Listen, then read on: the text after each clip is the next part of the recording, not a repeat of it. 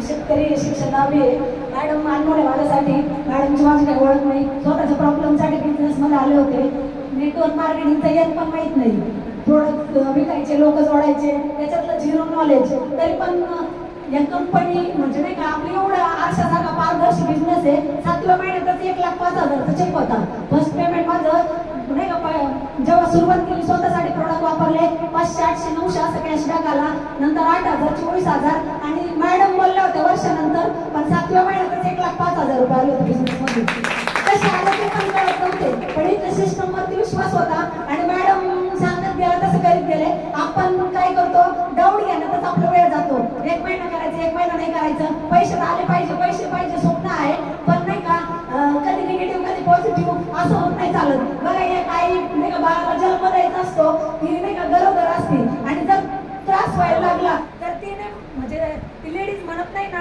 की आता मला 2 महिने झाले आता लय पेन होऊ राहिला आणि मी नाही का आता लगेच डिलिव्हरी झाली पाहिजे तिला 9 दिवस पेन काढावाच लागतो ना मग बिझनेस मध्ये पण असंच आहे तुम्ही आल्या 6 महिने वर्षभर इथं पडणारे उठणारे त्रास होणारे लोक नाही म्हणणारे लोक नाव ठेवणारे लोक काही पण बोलणारे पण तुम्ही जर तेवढ्या वेदना सहन केल्या तर 1001% इथं जेवढे हॉलमध्ये बसलेले एवढे लोक करोडपती झाल्याशिवाय राहणार नाही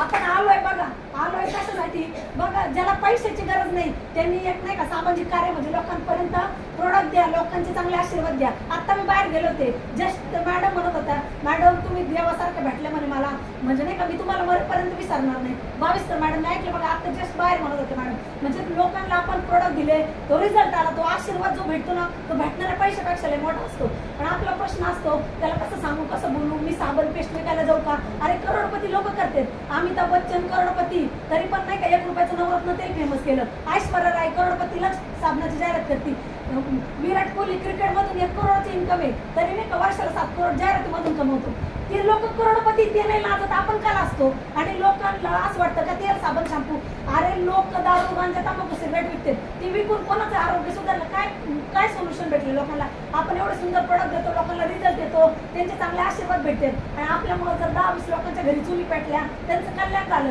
तर सांगा जन्मान घेऊन सार्थक झालं तर काही वाईट झालं आपल्याकडून बरं आपल्या सरांचे विचार आहेत नाही का आपण ज्यांच्यापर्यंत बघा तुम्ही कोणाला पण सांगायला तुम्ही बोला वगैरे सरांचा एक व्हिडिओ दाखवा तरी लोक म्हणतात अरे आम्ही याला लय दिवसापासून ऐकतोय हे प्रत्येक क्लोजिंगच्या वेळेस होते जर एवढं चांगलं स्प्रेड त्यांच्या घरातलं वातावरण सुधारतं चांगले विचार लोकांपर्यंत काय पाहिजे एवढ्या सुंदर सिस्टम मध्ये आपण काम करतोय मार्केटमध्ये कुठलं पण काम करा बघा तिथं प्युरिटी नाही पण सगळ्यांच्याच असं सिस्टम आहे की इथं तुमच्याकडून नाही का कुठलंच कामात अशी कोणाची फसवणूक नाही या समजा मॅडमला गेले मी 2,000चे प्रोडक्ट दिले असं काही माइंडमध्ये विचार येईल का मी यांना फसून पडून आले ठीक आहे मॅडमला नाही आवडले नाही नेक्स्ट महिन्यात मॅडम मी घेतले पण काही गिल्टी बिल आहे का गिव्ह अँड टेक पॉलिसी एका हाताने द्या एका हाताने द्या ना कोणाची फसवणूक ना बुडवणूक आणि एवढे आपले प्रोडक्ट तर एवढे भारी आहेत म्हणजे त्याला ऑप्शन तुम्हाला सवय लागू द्या ऑप्शन प्रोडक्ट पण चालणार नाही ते सर त्यांचं मीठ संपलं होतं सकाळी मीठ आणायला गेले होते म्हणजे रात्री संपलं आणि सकाळच्या भाजीला मीठ आणायला गेले होते रात्री त्यांचं मीठ संपलं होतं आणि सकाळी भाजी उस्तर मीठ आणायला गेले म्हणजे एवढे भारी प्रोडक्ट आहेत काय पाहिजे आपल्याला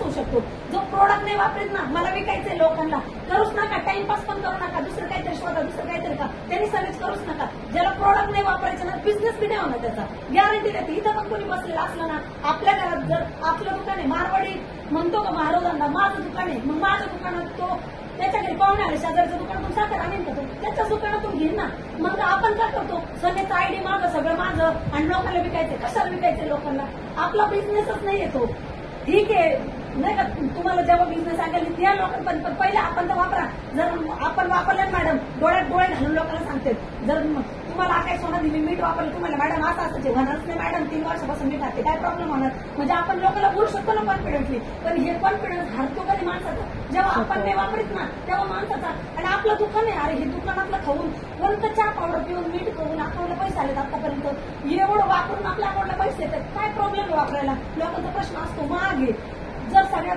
चांगलं कॅल्क्युलेशन काढा चांगलं बसा पुस्तक द्या अभ्यास करा काहीच नाही 40 रुपयाचे साबण फक्त 18 रुपयाला पडतील नाही का 80 रुपयाची पेस्ट आपली 40 रुपयाला मार्केटमध्ये कुठले स्वस्त प्रोडक्ट आहे आणि एवढे भारी एवढ्या क्वालिटीचे प्रोडक्ट सांगा बरं जो सनेचे प्रोडक्ट वापरतो त्याला दुसरे वापर वाटते साबण बी नाही वाटत दुसरे कोणाची नाही गेलं पाहुण्याची तर आंघोळ बी नाही वाटत दुसरे हा एक असं वाटतंय कोणाची काहीच नाही एवढे भारी आहे आणि या अशा सिस्टम मध्ये काम करतो आणि हे विकायची काय लाज वाटते? काय लाजायचं सांगा ना त्यांनी. असं काय चुकीचं काम करतो आपण तिथं लाजायचं?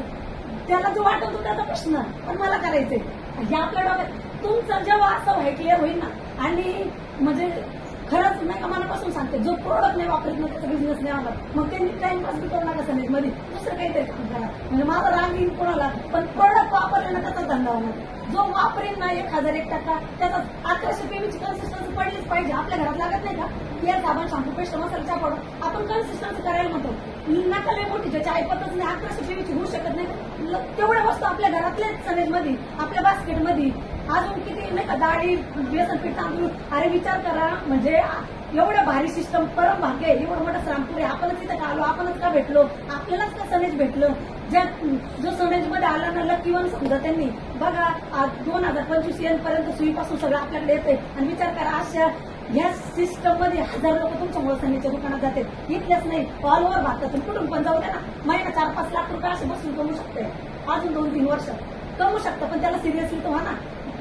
तुळशी मॅडमला एखाद्या मॅडमकडे जायचे पण त्याच्या आधी रेणुका मॅडम जाऊन येतील, पण याच्यासाठी सिरियसली होणं गरजेचं आहे. मग तुम्ही टाइमपास करता महिन्यातून किती करता? 2-3 प्लॅन करता नाही का? 2-3 लोकांना एखादी साबण पेस्ट काहीच नाही होणार. त्यांनी सिरियस व्हावं लागेल. रोज 2-3 लोकांपर्यंत भेटावं लागेल, सांगावं लागेल, बोलावं लागेल. घरच्यांना पण समजून सांगा. वेळेनुसार संध्याकाळी जा, दुपारी जा, ज्याला जास्त वेळ आहे समोरच्या व्यक्तीला हॅपी कस्टमर बनवा. त्याच्या टायमिंगवर जा ना.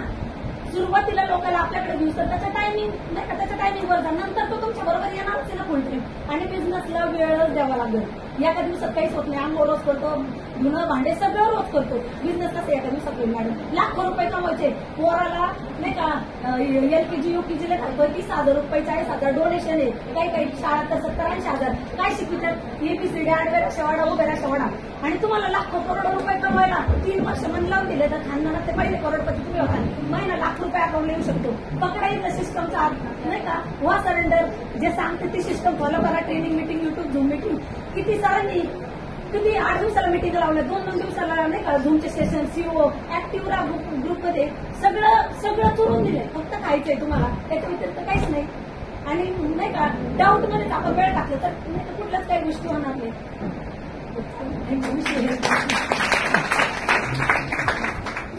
2 मिनिटं काढलं चेक करलं तर